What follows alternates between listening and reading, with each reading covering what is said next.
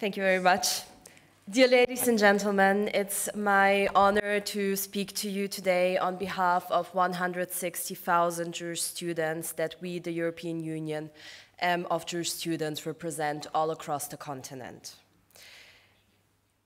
I'm not only speaking to you as the president of the European Union of Jewish Students today, but I'm also speaking to you as someone who belongs to a generation of young European Jews who grew up believing in this continent's promise of inclusion, freedom, and safety.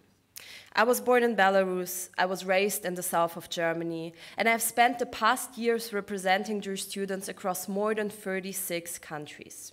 Our experiences differ in language, culture, and politics, but our reality has become alarmingly similar. Across Europe, Jewish students are afraid and fighting for their safety. For most of us, Europe was supposed to be home. We are the children of a generation that believed the words "never again" were not just a memory, but actually a commitment. Yet today, when many Jewish students walk into a university building, they feel a knot in their stomach. They hesitate before putting on a Star of David necklace. They think twice before attending an event that might turn hostile. Some have stopped participating in campus life altogether because the price of being visible sometimes not only feels too high, but actually can come at the cost of your own physical safety.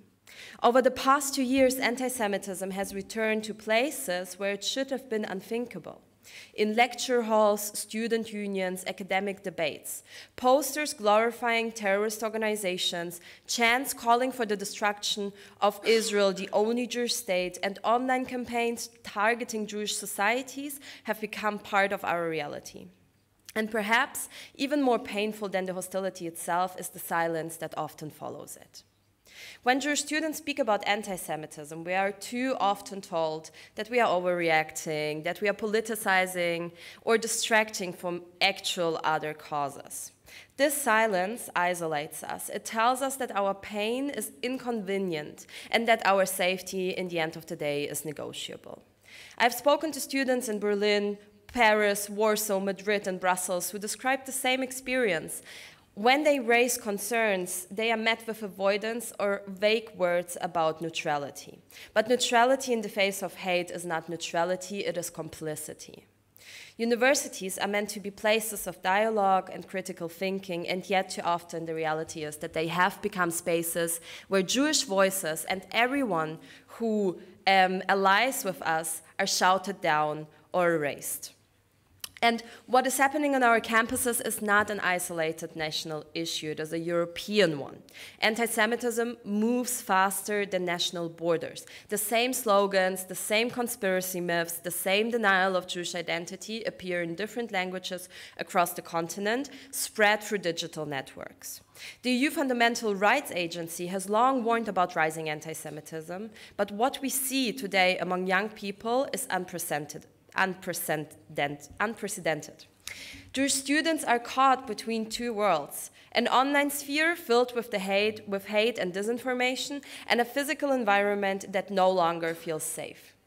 And this is happening in institutions that are funded by the European Union, that participate in Erasmus+, that are supposed to embody the values of equality, freedom, and respect. So what do Jewish students actually need? When I speak with Jewish students across Europe, their demands are not extreme, they're simple, they're rational, and they're deeply European. First of all, we need safety.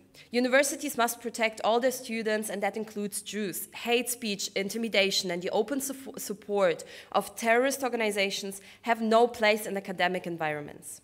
Freedom of expression is vital, but it cannot be used to justify threats or violence. Second, we need accountability.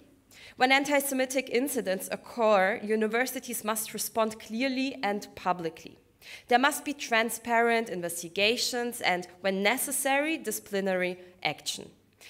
Ambiguity only empowers those who spread hate. Third, we need education.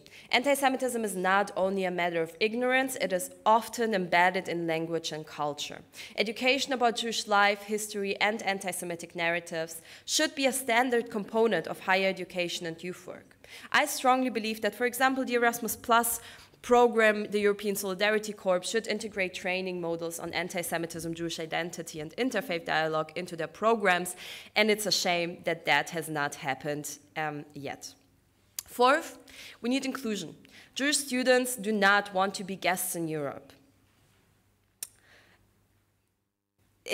youth and educational spaces. We want to be equal partners. We deserve to be equal partners because it is our home as it is the home of everybody else. Jewish student unions should be recognized and supported as legitimate actors in shaping European youth policy, as well as also different national policies. And finally, we need allies. We have built strong relationships with other minority, with other religious groups, with Iranian, Kurdish, Roma, and LGBTQ plus students who understand what it means to face exclusion. The European Union should support these alliances because they are the foundation of a democratic and diverse Europe. Europe has already taken an important step through the EU strategy on combating anti-Semitism and fostering Jewish life. But strategies only matter when they are implemented. We must integrate this framework into all youth and educational policies on the European level as well as on national levels. The European Parliament as well as the European Commission have to work on including dedicated training on anti-Semitism and Jewish life in all of their Erasmus Plus and capacity building programs.